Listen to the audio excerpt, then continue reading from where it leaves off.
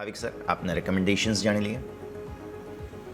વેલ સૌથી પહેલું મારું સ્ટોક સ્પેસિફિક રેકમેન્ડેશન છે આરઆર કેબલના. આપણે જોઈ રહ્યા છીએ કે ઓગસ્ટથી નિયરલી ઓક્ટોબર 3 મહિનામાં આ સ્ટોક એકદમ નાની કોન્સોલિડેશનમાં રહ્યો. વોલ્યુમ પણ જરા પણ નહોતો અને 2 દિવસથી આપણે જોયું હતું કે વોલ્યુમ પિકઅપ થયું છે અને કોન્સોલિડેશનનો બ્રેકઆઉટ આવ્યો છે. હવે હમણાં જે 2 દિવસમાં એનું રિઝલ્ટ જરૂરથી છે, એટલે મને લાગે છે કે આ 2 દિવસ સુધીનું આપણને એક મોમેન્ટમ જરૂરથી જોવા મળી શકે છે. કારણ કે આની પહેલાં પણ આપણે મીમાં જોયું હતું કે એક મોટો વોલ્યુમ સાથે જ્યારે આમાં બ્રેકઆઉટ આવ્યું હતું ત્યારે ₹200ની રેલી જોવા મળી હતી ને હવે 3 મહિનાના એકદમ કોન્સોલિડેશન જ્યાં પાર્ટિસિપેશન જરાય નહોતું, 2 દિવસમાં એકદમ હેવી વોલ્યુમથી પ્રાઇસ એક્શન જોવા મળી છે. એટલે ડેફિનેટલી કશેક ને કશેક કોઈ પોઝિટિવ ટ્રિગર આવવાનું છે જે ઇન્વેસ્ટર્સને નોટિસ અપ કરી રહ્યા છે. એટલે મને લાગે છે કે આ 2 દિવસ માટે બાય કરી શકાય છે. આરઆર કેબલ 1480નો ટાર્ગેટથી 1400ની આસપાસ ચાલી રહ્યો છે અને 1350નો સ્ટોપ લોસ રાખવું જોઈએ.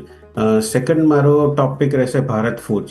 કારણ કે ભારત ફોર્જમાં પણ આપણે જોઈ રહ્યા છીએ કે આ 1300ની આસપાસ ચાલી રહ્યું છે અને આ સ્ટોકમાં હવે મોમેન્ટમ અપસાઇડ જોવા મળી રહ્યું છે. ઓવરઓલ આપણે એક 1280નું જે રેઝિસ્ટન્સ હતું એને બ્રેક કર્યું છે અને હવે નેક્સ્ટ જે સ્વિંગ સપોર્ટ કે ઉપર સ્વિંગ રેઝિસ્ટન્સ આપણે કહી શકીએ એ 1340-1350નો આવી રહ્યો છે. એટલે આમાં પણ છેલ્લા 4 દિવસથી આપણે મોમેન્ટમ અપસાઇડ જોવા મળી રહ્યો છે. 1308નો આસપાસ ચાલી રહ્યું છે.